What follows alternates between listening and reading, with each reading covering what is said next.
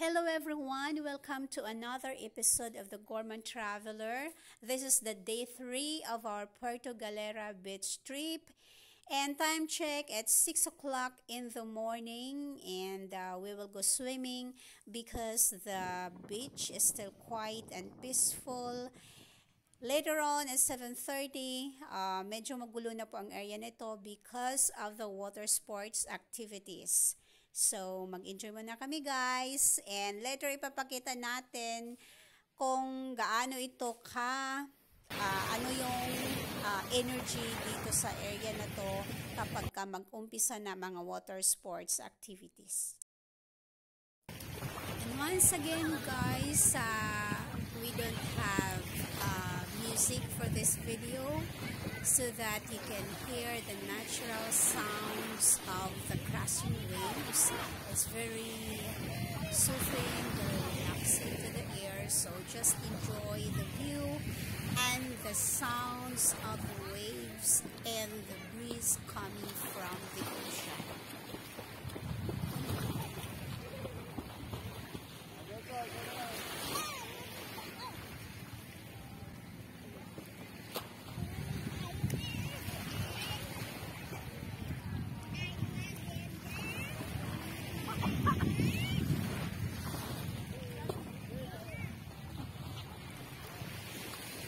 Ang area nga pala na to, maraming pebbles, medyo mabato. So, you need to wear your slippers or be careful baka kayo masugatan. Maraming pebbles ito na area na to eh.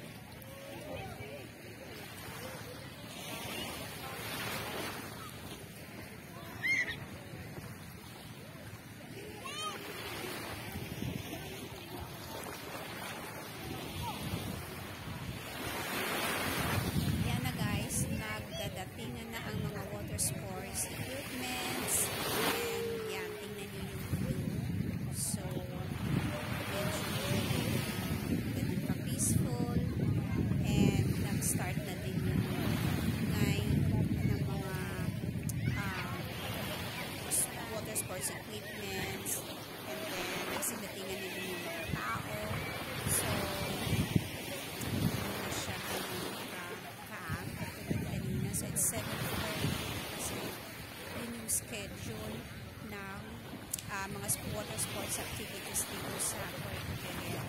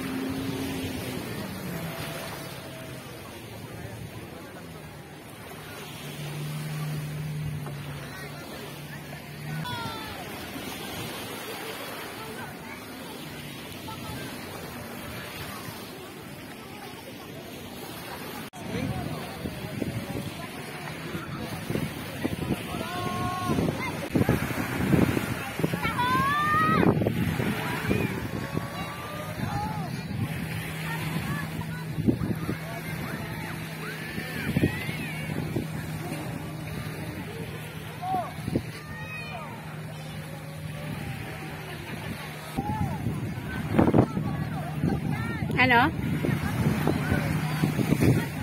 Picture sa jet ski.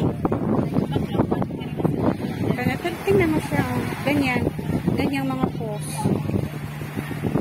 Oh, si kuya pa mag-photograph. Ayan. Pwedeng mag-pose siya sa jet ski.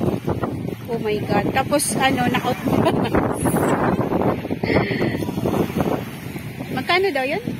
50. Pag tingnan mo si ate. Magaling mag-pose. Pinag-aralan na niya yan yung mga pose niya.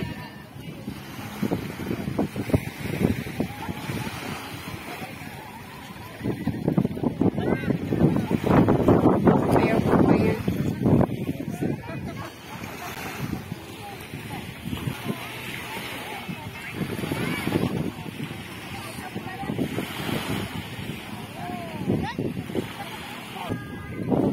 Ano na, girls?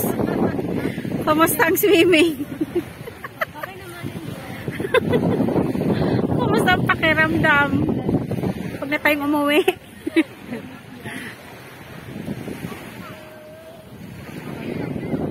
Oo, no? Sarap. Tapos every morning maliligo. Sarap ng buhay. Dapat kasi sa mga beach, dapat 1 week, no? Pag 1 week talaga, sulit na sulit.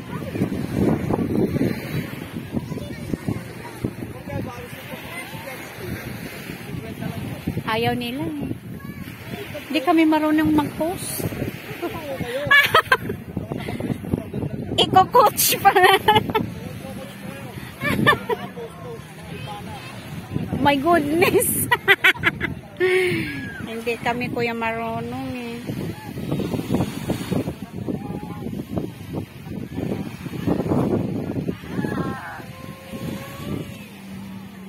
That's it for this episode, guys. Thank you so much for watching, and please don't forget to watch our part 5, the part 5 of our Puerto Galera trip. Pumunta kami ng souvenir shops.